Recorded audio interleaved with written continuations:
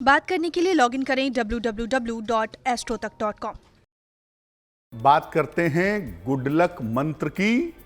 नवमी तिथि के दिन नवरात्रि में समस्त मनोकामनाओं की पूर्ति अगर आप करना चाहते हैं, आप चाहते हैं कि आपकी सारी मनोकामनाएं पूरी हों, तो नवमी तिथि के दिन मां दुर्गा को, देवी को कमल के पुष्प अर्पित करने चाहिए। अगर आप कमल के पुष्प अर्पित करके नवमी तिथि पर पूजा करेंगे तो आपकी समस्त मनोकामनाएं पूरी होंगी। देखिए, नवरात्रि की जो नवमी तिथि है, अब चूंकि नवरातों की बात है ना, तो ये नवरात्र की अंतिम तिथि है। ये संपूर्ण नवरात्र का फल देने वाली मानी जाती है।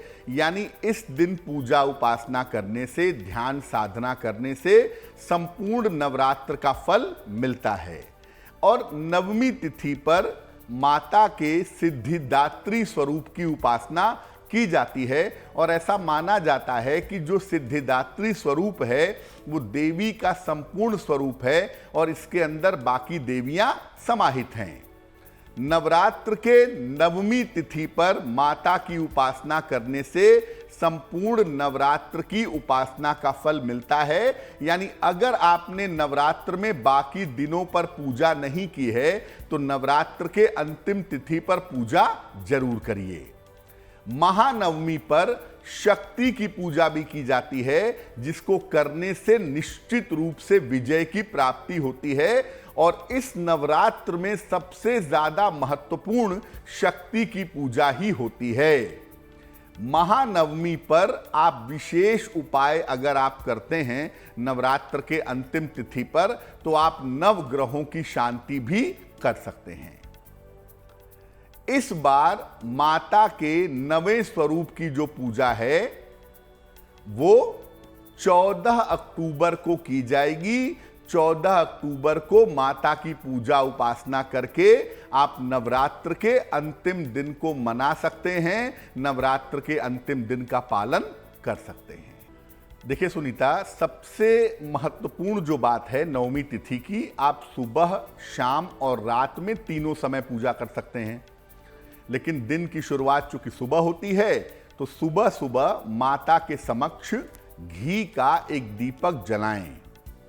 इसके बाद माता को 9 कमल के फूल अर्पित करें। अगर 9 कमल के फूल नहीं हैं तो एक ही कमल के फूल को 9 बार अर्पित करें।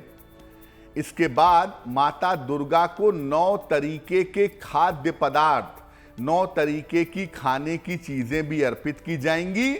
और फिर माता का जो मूल मंत्र है, ओम ह्रीं दुर्गाय नमः, ओम ह्रीं दुर्गाय नमः, इस मंत्र का जप करें। और जो भी आपकी मनोकामना है, जो भी आपकी प्रार्थना है, वो प्रार्थना आप कहिए। और जो कमल के फूल आपने अर्पित किए थे, इसको लाल वस्त्र में लपेट करके अपने पास रख लीजिए। नवरात्रि की संपूर्णता के लिए नवमी तिथि पर हवन भी किया जाता है ताकि नवरात्रि के संपूर्ण फल मिलें। तो हवन भी जरूर करिए दिन के समय में। और जो खाद्य पदार्थ आपने देवी को अर्पित किए थे, पहले निर्धनों को भोजन कराएं या निर्धनों में बांटें, इसके बाद स्वयं भोजन करें तो वो ज्यादा बेहतर होगा। ये प्रयोग आप सुबह सुबह भी कर सकते हैं, संध्या को भी कर सकते हैं और मध्य रात्रि में भी कर सकते हैं। लेकिन यह ध्यान रखना होगा कि जो नवमी का हवन होगा वो दोपहर के समय में होगा। कि नवरात्र की सबसे महत्वपूर्ण तिथि नवमी की होती है और नवमी को हम बहुत सारे काम कर सकते हैं। उसमें यह भी है कि आप अपने समस्त ग्रहों को शांत कर सकते हैं और अगर किसी ग्रह की कोई बाधा जिंदगी में है तो उस बाधा को दूर कर सकते हैं। कैसे करेंगे? माँ दुर्गा के सामने घी का एक चौमुखी दीपक जलाएं। घी का एक दीपक जलाएं, उसमें 2 बातियां लगाएं, उसके चारों सिरे जलाएं, चौमुखी दीपक जलाएं। और संभव हो तो माता दुर्गा को कमल का एक फूल भी अर्पित करें। नहीं मिल पा रहा है कमल का फूल तो एक लाल पुष्प उनको अर्पित करें।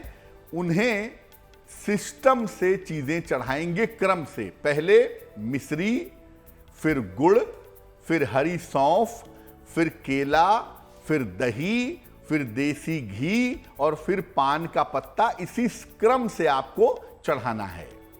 इसके चढ़ाने के बाद आप देवी से प्रार्थना करेंगे कि आपके जो ग्रह हैं उनकी बाधाएं शांत हो। ग्रहों के शांत होने की प्रार्थना करेंगे, आपको लाभ होगा। और अगर कोई ग्रह आपको परेशान भी कर रहा है तो महानवमी पर यह उपाय करने से उस ग्रह से जुड़ी हुई समस्या दूर हो जाएगी।